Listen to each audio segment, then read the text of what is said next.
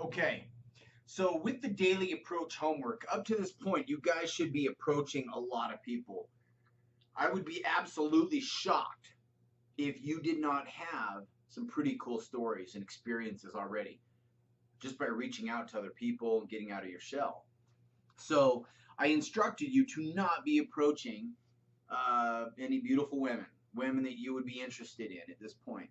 If that's happened up to this point, I'm not going to dock you points, but because those things should be happening naturally. They really should. And so what I'm doing now is I'm having you guys move forward, and you're going to start approaching women that you would be interested in. You guys have gone through some educational dates. Things are pretty exciting there. Um, you are now going to walk up to gorgeous women daily, um, at least one. And you guys have got to be looking for those opportunities.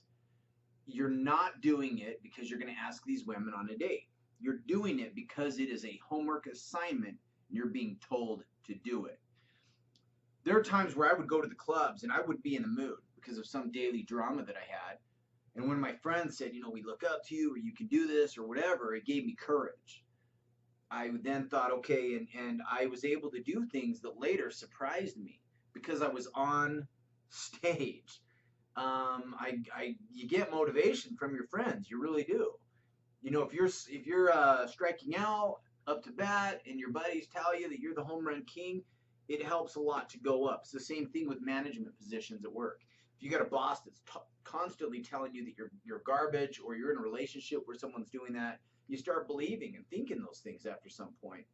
When you have someone that totally always throwing positivity at you, and everything that comes out of their mouth is a positive affirmation, you know what? It's contagious. Those things, they get you. And so, what I'm going to do is I'm going to have you guys approaching women just to approach them. Do not ask for phone numbers.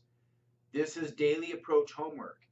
I had a guy call me once. He said, "Oh, I've been approaching women, but there's this girl. She's so gorgeous. I want to go out with her. Can I please get her number?" And I said, "No, man. This is the homework assignment. There's other women. You know what? In a week, if it's meant to be, I'm telling you, you will run into her again in the most unusual circumstances. It happens. If you don't ever see her again, then you're never going to see her again. That's just it. You don't need to worry about her. A more gorgeous woman will come by. There is an integrity in the system.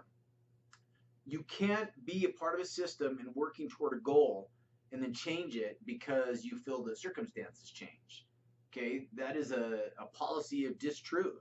So you approach a woman, because if you're breaking boundaries and remaking rules, then anxiety comes in there, and nervousness, and it's not gonna, you're gonna be breaking down a system that you've been building up. So at this point, you're gonna approach a gorgeous woman with no fear at all, because you're just gonna approach her to say hello, or compliment her on her hair, or give her a coat to borrow because it's raining, or an umbrella.